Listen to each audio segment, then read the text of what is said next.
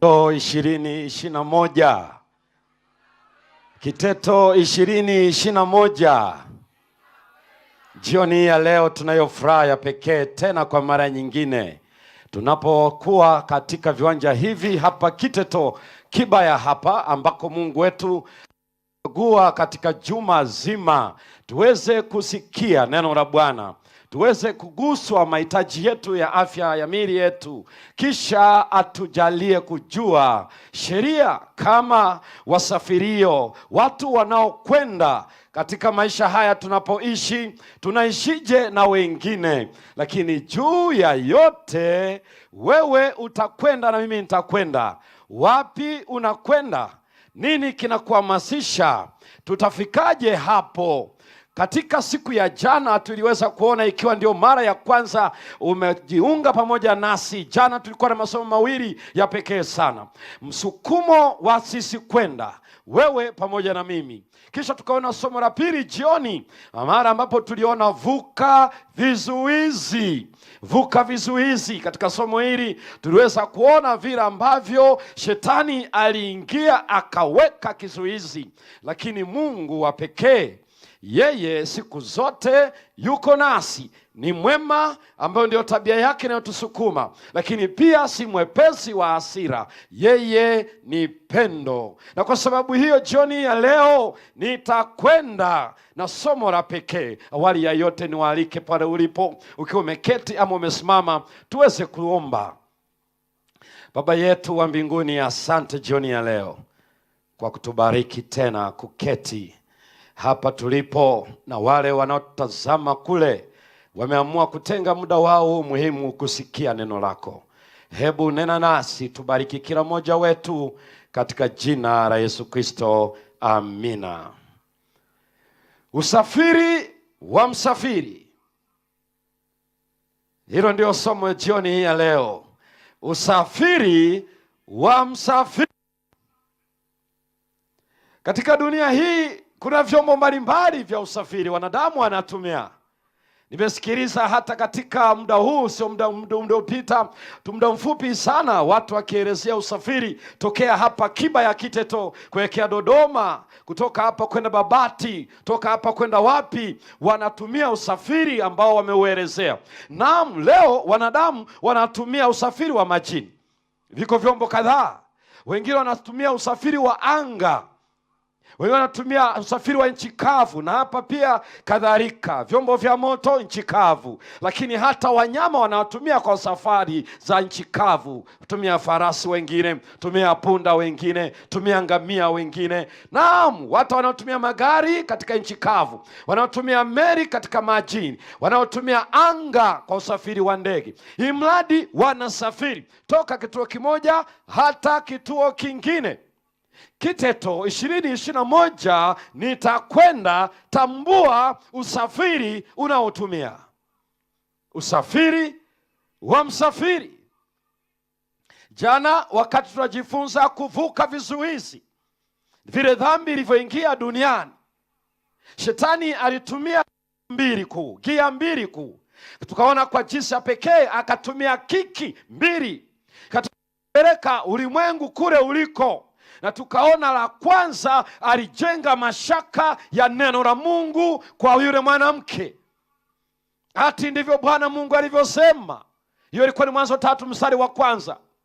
Ndipo akabatilisha kauli ya Mungu katika ile Mwanzo 3 mstari wa 4, hamtakufa hakika.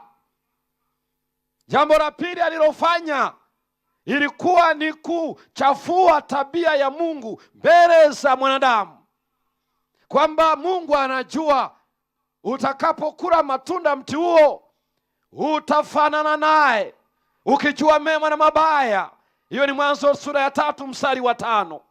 Mwanamke alipoona matunda yafaa kwa chakula, yatamanika kwa macho, akatwaa, akala, akampa mume wake, akala.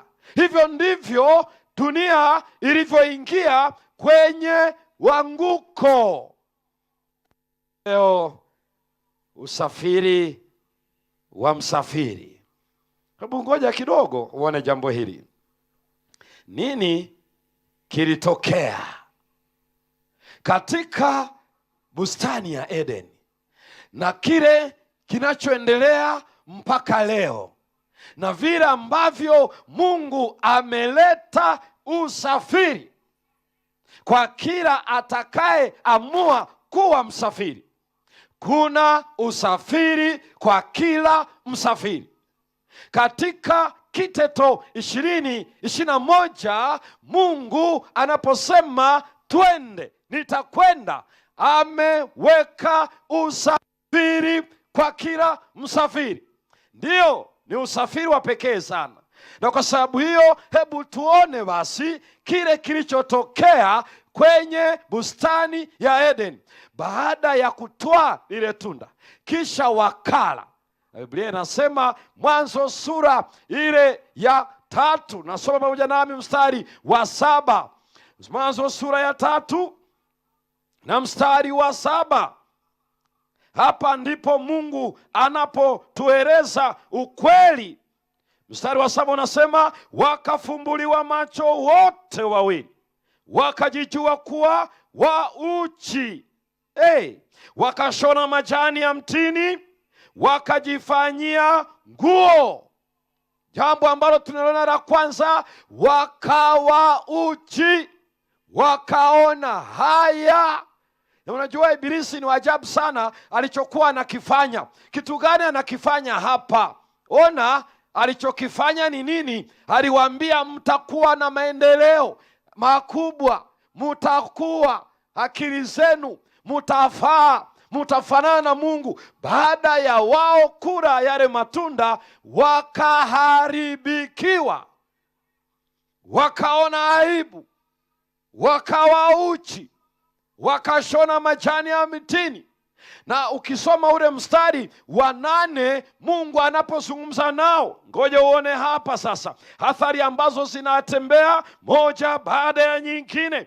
Na ule mstari wa 8 pia anasema, kisha wakasikia sauti ya Bwana Mungu akitembea bustanini wakati wa jua kupunga. Adamu na mkewe wakajificha kati ya miti ya bustani, Bwana Mungu asiwaone. Sio tu waliona haya, wakashona majani ya mtini waliposikia sauti ya Mungu wao. Safari hii hawakuja kama wenye bashasha na furaha, muumbaji wao amekuja. Safari hii wakajificha, lakini aliwaambia mtafanana na Mungu. Leo anapokuja Mungu kwao, wanajificha. Hapa kuna jambo la pekee sana ambalo tunahitaji kuweza kujua. Mambo makubwa mawili yaliyotokea kwa sababu ya hicho kilichotendwa na hawa wanadamu. La kwanza ni dhambi. Biblia inaeleza, yani haya yote kuwa uchi, haya yote kujificha, maana yake dhambi imeingia. Sasa tutakuja kuangalia vizuri hii dhambi ambayo Biblia inaieleza, iliyohakikisha ya kwamba mwanadamu anachanganyikiwa, eti anajificha. Wako wawili tu, yeye na mke wake.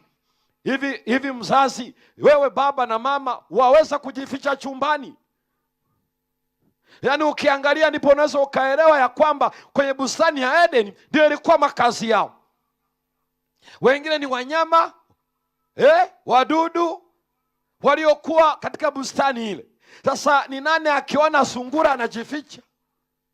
Eti anasema amekuwa uchi, anashona majani. Lakini ili ujue tu ya kwamba kuna shida iliyotokea, na wakajificha, wakaona haya. Hapa ndipo ona mambo matatu. La kwanza, katika sehemu hiyo ya kwanza, unapoona dhambi ni nini? Unaona neno walikula wote. Kwa lugha nyingine, walitenda kwa hiari yao wenyewe, wakachagua kumsikia shetani kuliko Mungu wao, na hivyo wakaasi. Kana kwamba haitoshi, sio tu kwamba waliasi, lakini kingine kinachofanyika hapa, walikosa shukrani. kwa sababu Mungu alikuwa amewapa kila kitu kilicho chema. Walikosa shukrani, wakaasi. Lakini kwa nini yote hayo? Walikosa kumwamini. Waliasi, walikosa shukrani, hawakumwamini. Na hii ndicho kinaitwa mzizi wa dhambi hasa.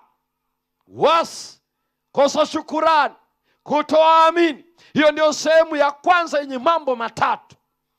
Na hiyo inaonyesha nini maana yake? Maana yake ni kwamba hayo yote matatu, kuasi kwa maana ya kutenda, halafu pili inaonyesha hawakuwa na shukrani kwa ukarimu wote Mungu aliyofanya. Kila kitu kilikuwa chema na aliwapatia, lakini wakakosa kuwa na shukrani. Na jambo la tatu, walikosa kumwamini. Haya yote matatu yanatafsiri neno moja kuu: walimwona Mungu kuwa ni muovu na Shetani ni mwema. Kwa hiyo Ibilisi alifanikiwa kubadili kabisa, kuchafua kabisa tabia ya Mungu kwa mwanadamu. Mungu akawa mwovu, Shetani akawa mwema. Hiyo ndio mzizi wa dhambi namba moja. Dhambi ni kule kumwona Mungu ni mwovu, na kwa kuwa walimuona Mungu ni mwovu wakamuasi, kwa sababu alisema msile, wakamuasi. Mbili, wakakosa shukurani, kwa sababu ni mwovu, hawakuona yote mema aliyowatendea, wakakosa shukurani. Tatu, hawakumwamini, maana wamegundua ni muovu. Huu ndio mzizi wa dhambi. Dhambi ni kumwona Mungu ni muovu. Kisha mwona Mungu ni muovu, nitaasi, kwa maana yake sitatii anachosema.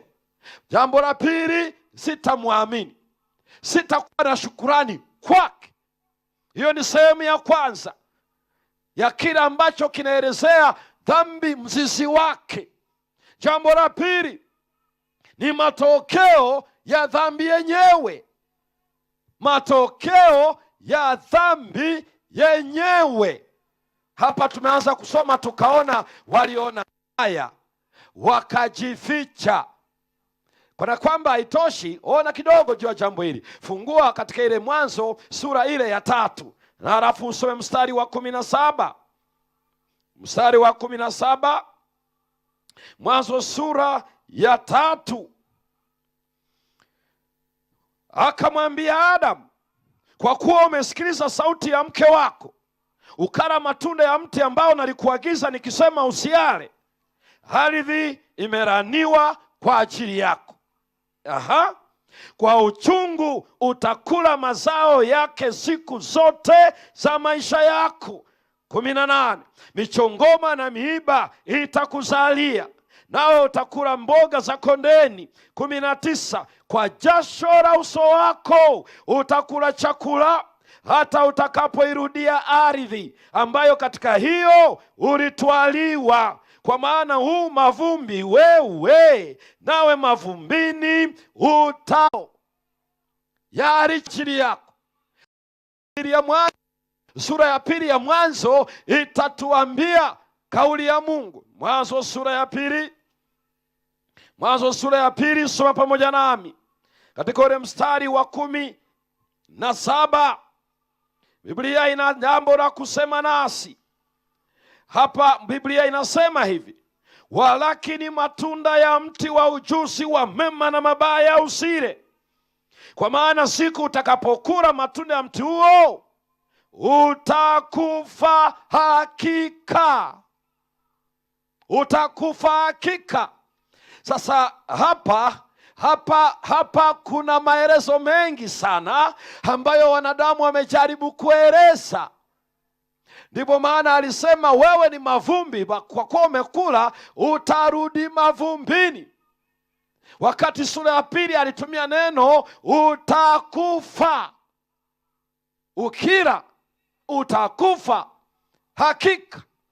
Sasa nini maana ya kifo hakika?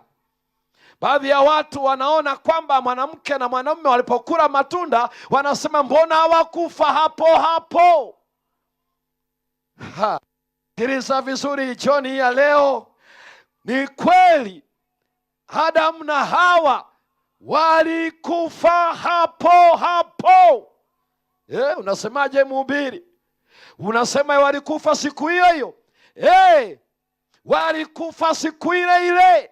Sasa hivi uweze kujua nini maana ya kauli ya Mungu, utakufa hakika utakapokula. Maana leo watu wanaona vifo vya leo ndivyo wanadhani ndio alichosema Bwana. Nisikilize vizuri. Sikiliza vizuri jioni ya leo.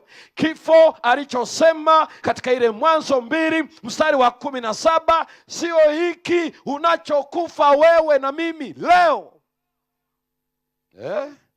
Sio hicho. Sio hicho. Ni kipi basi? Biblia itatuambia. Haleluya. Haleluya. Biblia itasema, na ndio maana mtu mmoja akisoma ile Zaburi 89 akasoma ule mstari wa 48, ni mwanaume gani atakayeishi asione nini? Asione kaburi. Maana yake wote wanakufa.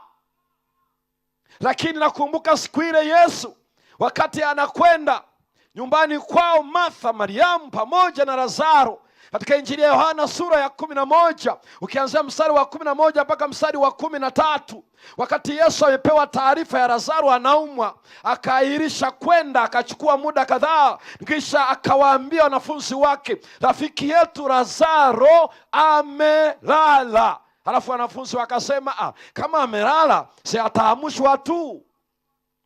Yesu akawaambia, sio usingizi huu tunaolala usiku. Akawaambia waziwazi, amekufa, lakini nitaenda nimwamshe.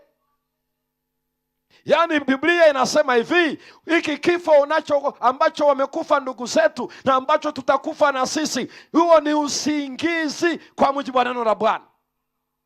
Huo ni usingizi, sio ambacho Mungu alisema utakapokula matunda utakufa hakika. Badala yake hii kinachotokea ni matokeo yaliyotokana na tendo la Adamu. Kweli inagusa katika miili yetu, pumzi inatoka, kama ambavyo tunasoma Mhubiri sura ya 3 mstari wa 18 mpaka mstari wa 21. Anasema mwanadamu anayo pumzi aina moja, sawa na mnyama anavyokufa huyu ndivyo anavyokufa huyu. Wote wana roho moja. Naam, ni nani ajuae roho ya mwanadamu huenda juu na nani ajuae roho ya mnyama huenda chini? Wote wanafanana katika neno moja la kifo. Lakini je, hiki kifo kinachotajwa katika Mhubiri sura ya 3 na Zaburi 89, je, ndicho alichosema katika Mwanzo 2:17? Jibu la hapana. Je, mchungaji unajuaje? Kitabu cha Wathesalonike ya pili, Wathesalonike ya pili sura ya 1, soma pamoja nami mstari wa 9. Leo, jioni ya leo, Mungu wetu anahitaji atueleze usafiri wa msafiri. Wathesalonike ya pili sura ile ya 1 na ule mstari wa 9, na pengine nianzie mstari wa 8. Katika mwali wa moto huko akiwalipiza kisasi wao wasiomjua Mungu na watu wasioitii Injili ya Bwana wetu Yesu. Mstari wa 9, watakaoadhibiwa kwa maangamizi ya milele, kutengwa na uso wa Bwana na utukufu wa nguvu zake.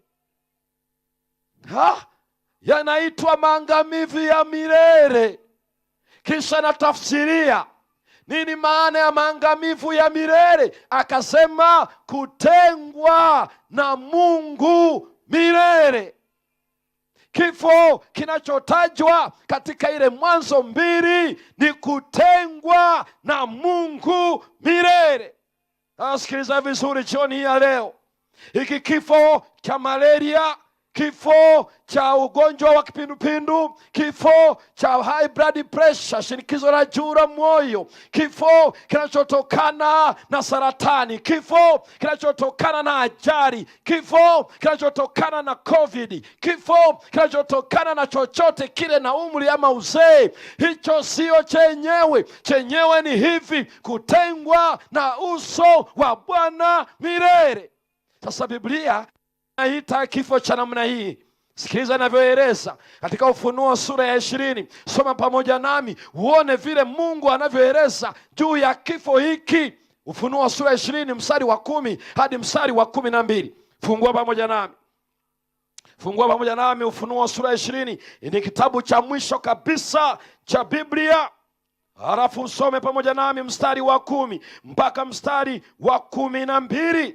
Na neno la Mungu linasema, na yule ibilisi mwenye kuwadanganya akatupwa katika ziwa la moto na kiberiti, halimo yule mnyama na yule nabii uongo, mnyama na yule nabii wa uongo, nao watateswa mchana na usiku hata milele na milele. 11. Kisha nikaona kiti cha enzi kikubwa cheupe, na yeye aketie juu yake, ambaye nchi na mbingu zikakimbia uso wake, na mahali pao hapakuonekana. Mstari wa 12. Nikawaona wafu wakubwa kwa wadogo wamesimama mbele ya kiti hicho, kiti cha enzi, na vitabu vikafunguliwa, na kitabu kingine kikafunguliwa ambacho ni cha uzima, na hao wafu wakahukumiwa katika mambo hayo yaliyoandikwa katika vile vitabu sawasawa na matendo yao. Mstari wa 13. Bahari ikawatoa wafu waliokuwamo ndani yake, na mauti na kuzimu zikawatoa wafu waliokuwamo ndani yake, wakahukumiwa kila mtu kwa kadri ya matendo yake. Sasa angalia mstari wa 14. Sikiliza mstari wa 14 na wa 15. Mauti na kuzimu zikatupwa katika lile ziwa la moto. Hii ndiyo mauti ya ngapi? Mauti ya ngapi? Ya pili, yaani hilo ziwa la moto. Mstari wa 15. Na iwapo mtu yeyote hakuonekana ameandikwa katika kitabu cha uzima, alitupwa katika lile ziwa la moto. Sasa anaita hii ni mauti. Naita hii ni mauti ya pili. Rudi juu kidogo, ule mstari wa 6, sura hiyo hiyo ya Ufunuo 20. Fungu la 6. Ufunuo sura 20 na lile fungu la 6. Huo ndio ufufuo wa kwanza. Heri na mtakatifu, heri na mtakatifu ni yeye aliye na sehemu katika ufufuo wa kwanza. Juu ya hao mauti ya pili haina nguvu, bali watakuwa makuhani wa Mungu na wa Kristo, nao watatawala pamoja naye miaka 1000. Kwa hivyo Biblia inachosema hivi, utakufa hakika. Katika hiyo Mwanzo sura ya 2 mstari wa 17, Biblia inaposema utarudi mavumbini. Katika hiyo Mwanzo 3 mstari wa 19, Biblia inachosema katika kitabu hicho cha Ufunuo, hii ni habari gani hii? Hiyo ni mauti ya pili. Inayaita ni mauti, utakufa hakika. Mathayo sura 25 na ule mstari wa 41, Yesu akielezea aina ya mauti hii alisema hiyo imewekwa kwa ajili ya shetani. Tutakuja kuangalia alivyoleta ufumbuzi na kisha ikabaki kuwa ya shetani. Mathayo sura 25 na ule mstari wa 41. Msafiri wa msafiri. Mathayo 25 na mstari wa 41, na neno la Mungu linasema maneno haya. Sikiliza msikilizaji na mtazamaji. Kisha atawaambia na wale walio mkono wake wa kushoto, ondokeni kwangu mliolaaniwa, mwende katika moto wa milele aliowekewa tayari Ibilisi na malaika zake. Tuliona Ufunuo sura 20 mstari ule wa 10 mpaka mstari wa 15, tukaona inaitwa moto, ziwa la moto, na hiyo ni mauti ya pili, na unaitwa mauti ya milele. watatengwa na uso wa Mungu milele. Moto wa shoti ya umeme, huo sio moto wa watu wa kuchomea mafuta wakakuchoma pale. Huyo sio moto wa milele. Moto wa milele unawashwa na Mungu kwa wote wenye dhambi, na kazi yake itawatenga na Mungu milele. Kwa hiyo huo moto, Biblia inasema ameandaliwa shetani na malaika zake. Ndio maana somo la jioni ya leo ni la muhimu sana, usafiri wa msafiri. Kwa hivyo watu wengi leo, bajeti kubwa ya dunia hii iko kwenye usingizi, yaani iko kwenye kuepuka sana usingizi, ambacho Biblia inasema tunapokufa leo kwa malaria, tunakufa kwa umri, tunakufa kwa magonjwa. Huo ni usingizi. Yaani bajeti za dunia, bajeti za familia, bajeti ya mtu mmoja mmoja imesheheni kwenye usingizi. Jioni hii ya leo Biblia inasema hivi, kama kuna bajeti, kama kuna mipango, kama kuna kukesha, kama kuna kuomba, kama ni kwa kutenda kazi, fanya unachoweza, usije ukatengwa na uso wa Mungu milele. Jioni hii ya leo, usafiri wa msafiri. Sasa kuna kitu kimoja hapa. Katika ile Mwanzo, Mungu hakuwatoa kwenye bustani ya Edeni bila kuwapatia usafiri. Usafiri gani huu? Katika ile Mwanzo sura ya 3 na mstari wa 15, hapa ndipo liliwekwa jiwe la msingi. Hapa ndipo aina ya usafiri iliwekwa bayana kwa mara ya kwanza katika akili ya mwanadamu na masikio ya mwanadamu, aliposikia Mungu akisema nao. Katika Mwanzo sura ya 3 na mstari wa 15. Mwanzo sura ya 3 na mstari wa 15. Neno la Mungu linasema, nami nitaweka uadui kati yako na huyo mwanamke, na kati ya uzao wako na uzao wake, huo utakuponda kichwa na wewe utamponda kisigino. Uadui kati ya uzao na uzao wa mwanamke. Anakuja mzao wa mwanamke. Wote watakao kwenda namna watakapokwenda, maana Biblia inaeleza lazima wapate namna ya kwenda. Watatokaje hapo?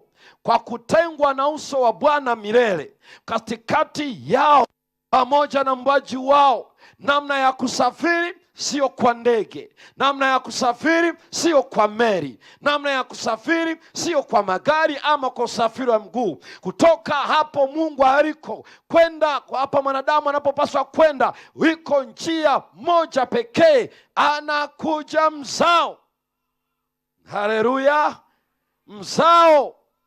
Mungu akarudia lugha hiyo kwa Ibrahimu katika ile Mwanzo sura ya 15 na mstari wa 5.